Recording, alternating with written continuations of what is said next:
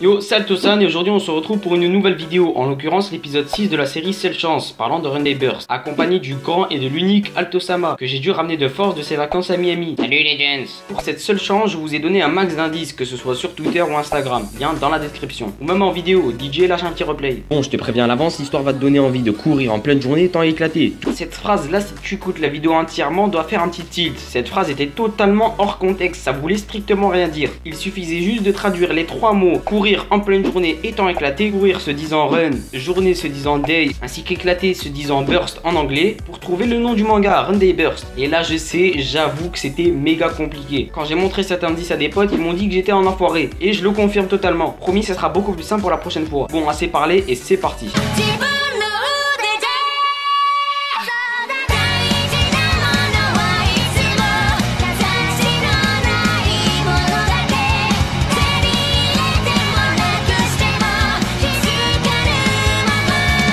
Enclenche la vitesse max et lâche le turbo, car si t'es un habitué, tu connais déjà la rubrique. Let's go pour le moment descriptif.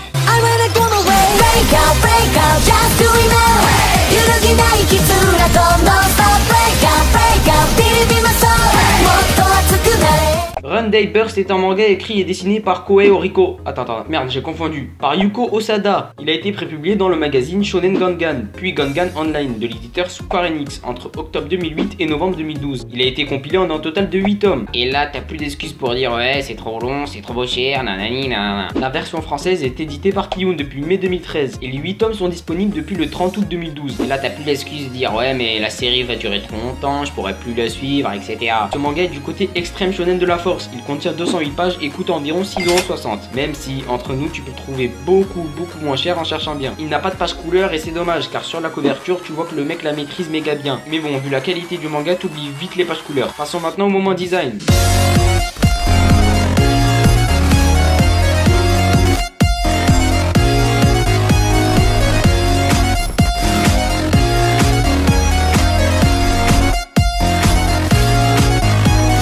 La couverture du tome est, comment dire, supra méga plus ultra stylée. Dès la couverture, tu sais que c'est un manga avec un thème des courses de voitures. On aperçoit en haut un gars avec une sorte de coupe afro, mais stylé, parce que c'est pas toujours le cas, avec un chat, le numéro du tome. Au milieu, il y a le logo Run Day Burst qui, niveau graphisme, claque sa race. En dessous, on voit un mec qui tient un drapeau de course, je sais pas si ça se dit comme ça, mais t'as compris. Ayant, et c'est le petit détail qui fait la diff, une étiquette sur sa chemise avec écrit numéro 1. On déduit que ça sera lui, entre guillemets, le héros de l'histoire. Et en dessous, t'as tous les persos en mode limite chibi dans une voiture qui ressemble à un tracteur, avec des gars qui, tu supposes, seront les commentateurs. À l'arrière, tu vois une sorte de casque bizarre avec des lunettes de course, les couleurs de la Terre et je pars de la planète. Rajoute à ça le mini synopsis et le nom de l'éditeur, en l'occurrence Kiyun, et t'as fini la description. Si t'es un lecteur de manga avisé, tu sais déjà quasiment ce que va donner ce manga rien qu'avec la couverture. T'as le héros petit faible mais qui a un talent, qui se fait éclater par le grand viril badass personnage qui pue la classe mais qui a des moments hyper bêtes. T'as la fille qui est gentille, calme mais qui a des moments fait la grincheuse et met tout le monde en PLS. Les commentateurs un petit peu éclatés dans leur tête. Et le chat, comment dire, personnage évidemment central et primordial de la série, qui à chacune de ses interventions va faire avancer le récit et non je déconne, il sert quasiment à rien par donner un petit côté mignon au manga. Et si tu penses ça avant d'ouvrir le manga, et ben t'as totalement raison, mais t'as tort en même temps, car même si c'est du classique, du déjà vu, du cliché, ce manga retire son aiguille du jeu sur beaucoup de points, dont l'histoire qui est méga prenante. Et tu commences à sentir que je suis en train de t'emmener vers la transition, non? Passons maintenant à l'histoire.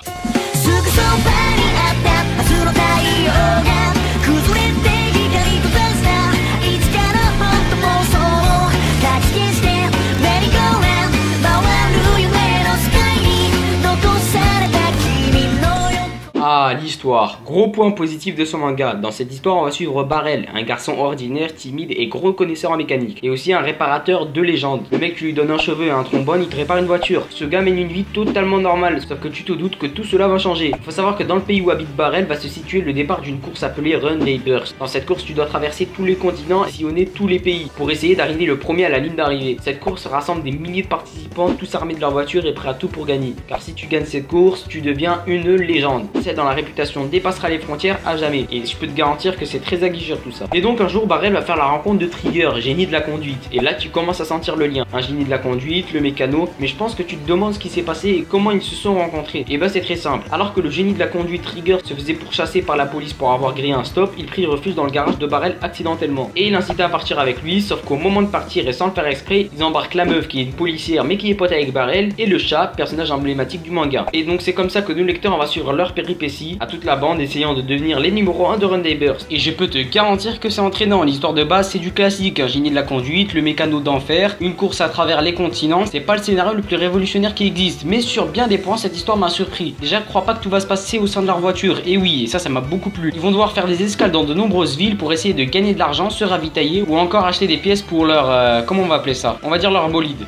Et ça, j'ai trouvé ça méga stylé, car en plus de l'histoire de la course pure, il va y avoir plein de péripéties dans ces escales. Et dès le tome 1, c'est montré. Ensuite, je sais que c'est un shonen, mais je voulais un minimum de réalisme concernant les voitures. Je m'explique. On connaît tous le shonen où t'as la voiture, on dirait que tu l'as mis un code d'invincibilité à la GTA. La voiture vole, se fait défoncer, roule sur l'eau dans le plus grand des calmes, et elle a aucune égratignure. Et franchement, il y aurait eu ça m'aurait gêné. Mais à ma plus grande satisfaction, c'est réaliste. Si ta voiture est dans la boue, eh ben tu vas devoir sortir de ta voiture pour la pousser. Si le mécano n'a pas les pièces pour la retaper, eh ben tu peux rien faire. C'est pas il a besoin d'une roue, il te sort une corde, un caillou, de l'eau et t'explique cela comme le fait Dragon Ball Super pour le Super Saiyan, c'est-à-dire n'importe comment. Et une pique pour Dragon Ball Super, une. Là c'est réaliste et c'est validé. En lisant le tome 1, t'as qu'une envie, c'est de connaître la suite de leurs aventures. Et ça c'est un très bon point. Niveau scénario, c'est totalement fluide à la lecture, c'est entraînant et tu t'ennuies pas une seconde. Et vu de loin, le tome est méga chargé, la narration file à toute allure sans être en panne à un seul moment. Et ça c'est très cool. Passons maintenant au dessin.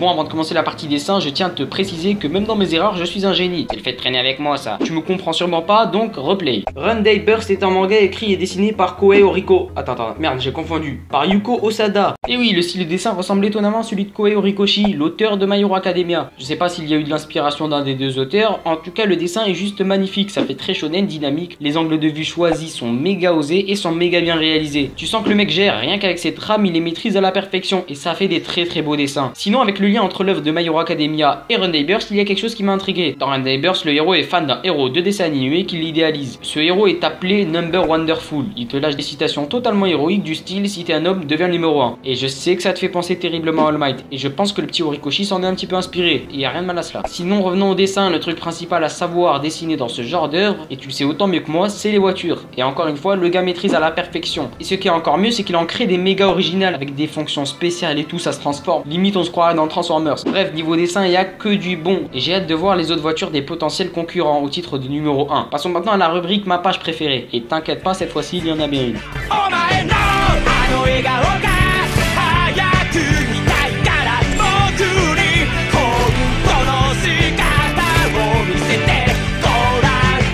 Pour moi, dans ce tome 1, ma page préférée est la double page 74-75 qui signe le début de la course et qui fait totalement frissonner. Tu ressens que c'est le début d'une grande aventure et c'est ce genre de sensation que je recherche et qui me font kiffer dans ce genre de manga. Là, ici, la situation est totalement stoppée au ralenti. Les gars sont dans les airs et là, tu ressens que ça va vraiment péter. Passons maintenant à la conclusion.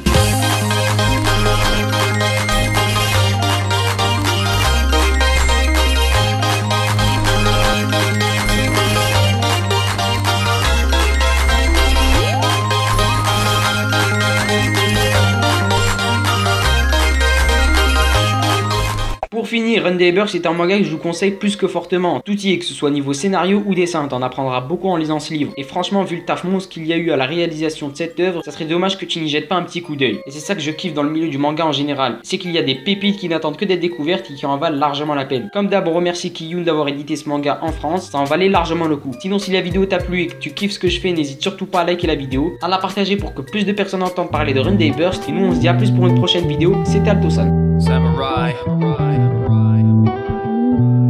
Champloo, TAM, OG-chan, Lethal Soul, Hentai Dude, Corey X, Kenshin, and this is Sparks Dynamite.